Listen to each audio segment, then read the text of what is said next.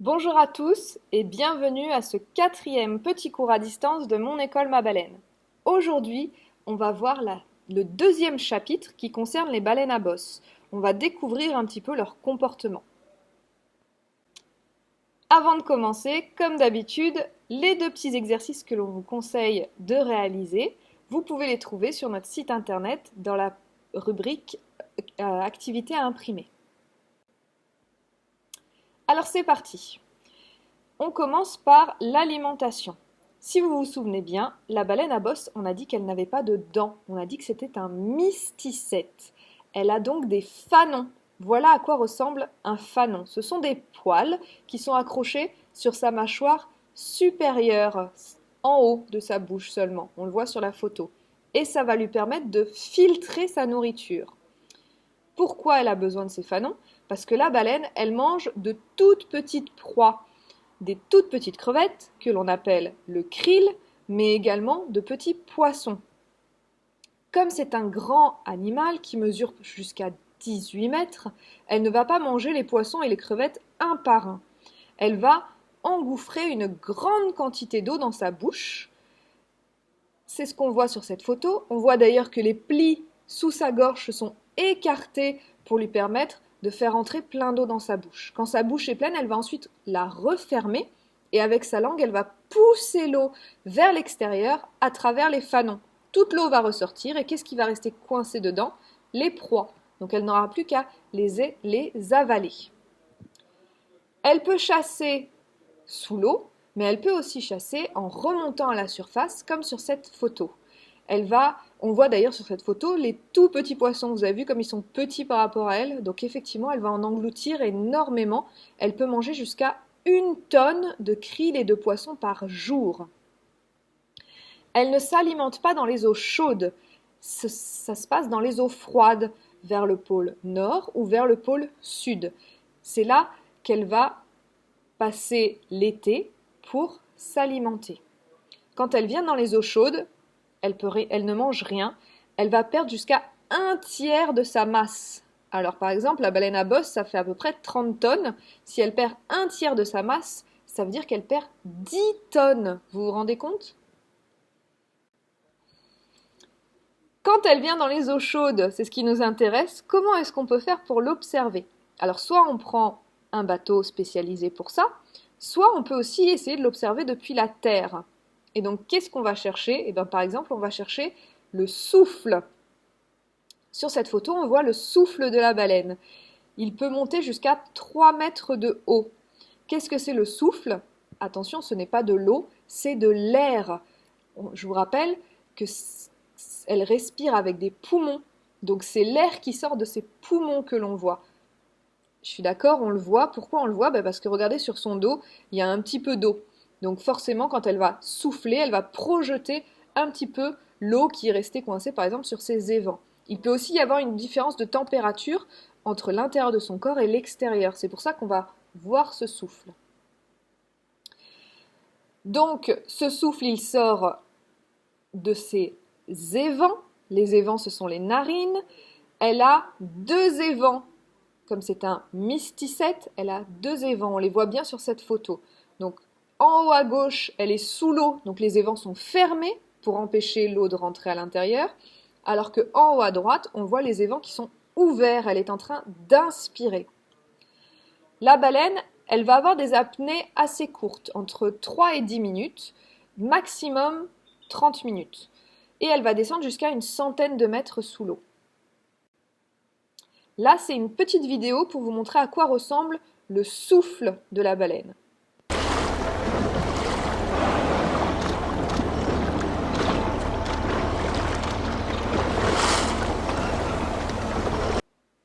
Vous avez vu, ça va très vite.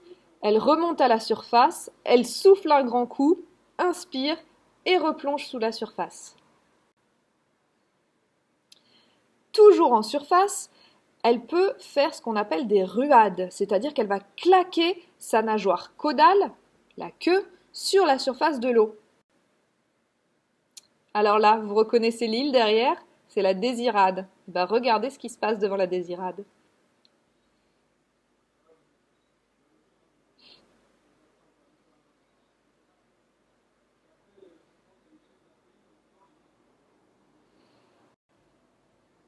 Elle peut aussi claquer ses nageoires pectorales. Et ça peut durer pendant plusieurs minutes.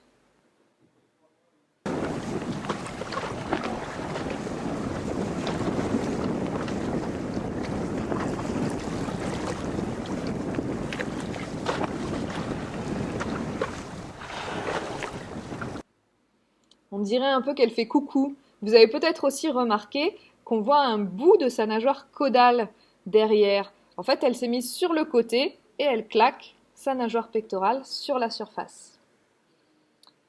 Et la baleine à bosse, on l'adore pour ça. Elle va aussi sauter de temps en temps. Alors pourquoi est-ce qu'elle fait tout ça? On ne sait pas vraiment parce qu'on ne parle pas baleine. On peut que deviner. Alors peut-être par exemple que quand elle retombe sur la surface de l'eau, quand elle claque ses nageoires, ça fait du bruit tout ça dans l'eau.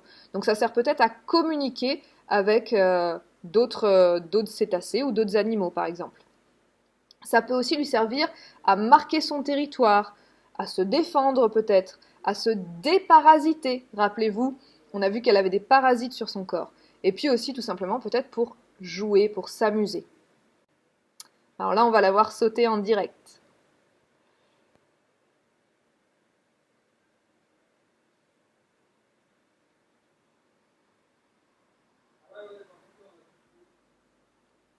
Est-ce que vous avez vu cette énorme éclaboussure? Ça aussi, quand on cherche les baleines depuis la Terre, c'est un bon indice parce que ça fait une énorme tache blanche sur la surface de l'eau. Et là, on peut être pratiquement sûr qu'il y a une baleine dessous. Donc on a vu que les baleines, elles s'alimentent dans les eaux froides et qu'elles viennent dans les eaux chaudes. Donc qu'est-ce qu'elles viennent faire dans les eaux chaudes vu qu'elles ne peuvent pas manger? Elles viennent pour se reproduire. Donc pendant cette période, toutes les baleines sont là, les mâles et les femelles, et il va se passer quelque chose de spécial. Les mâles vont chanter sur les zones de reproduction. Alors, on va voir à quoi ressemble le chant du mâle. Écoutez bien.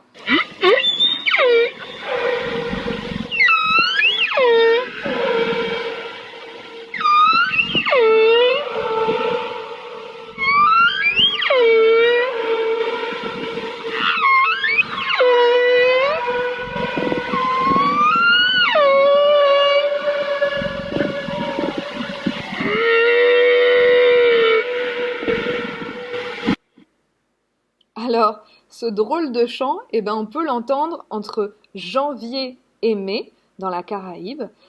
Et en fait, on peut l'entendre, par exemple, quand on met la tête sous l'eau.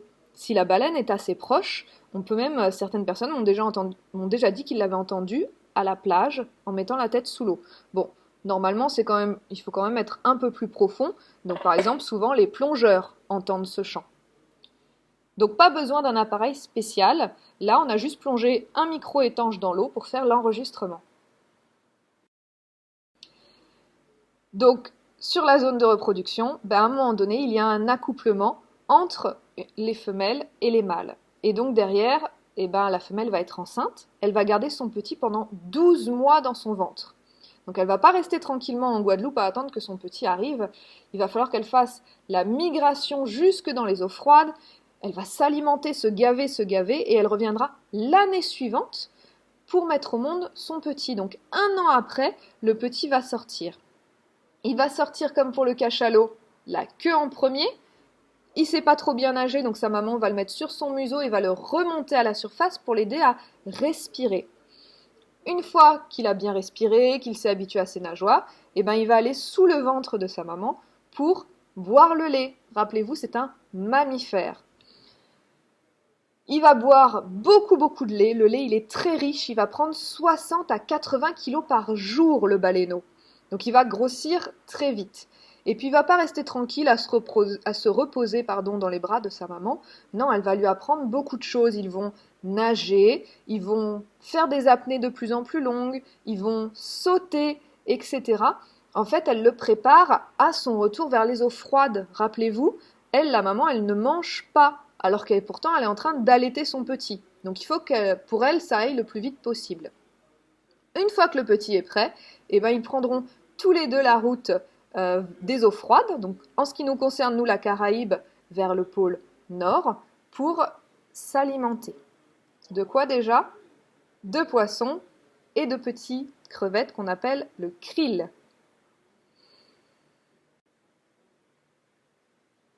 On a fini ce petit cours pour aujourd'hui. Je vous mets la correction de la vie de Fanny la baleine à bosse. Donc si vous voulez vérifier que vous avez juste, vous faites juste une petite pause pour vérifier la correction. Pour la semaine prochaine, on vous propose 2 exercices. Il y a 3 fiches, mais c'est 2 exercices. Le premier, c'est un message codé qui peut être réalisé par tout le monde. Il est assez rigolo. C'est assez rigolo à faire. Et le deuxième, c'est un exercice sur la migration des baleines. Vous allez pouvoir découvrir le voyage d'une baleine à bosse qui a été taguée en Guadeloupe. Et vous allez voir le trajet qu'elle a fait. On corrigera ça la semaine prochaine. Et donc ça, pour rappel, on fait des interventions en classe. Donc les enseignants qui sont intéressés, n'hésitez pas à nous contacter si vous avez des projets pour cette année. On a aussi des outils gratuits sur notre site internet ou en vente sur notre boutique en ligne. Donc n'hésitez pas à aller faire un tour. Je vous remercie pour votre attention. J'espère que ce deuxième petit cours sur la baleine à bosse vous a plu. Et je vous dis donc à mercredi pour le deuxième petit cours, mais cette fois sur le grand dauphin. Je vous souhaite une bonne journée.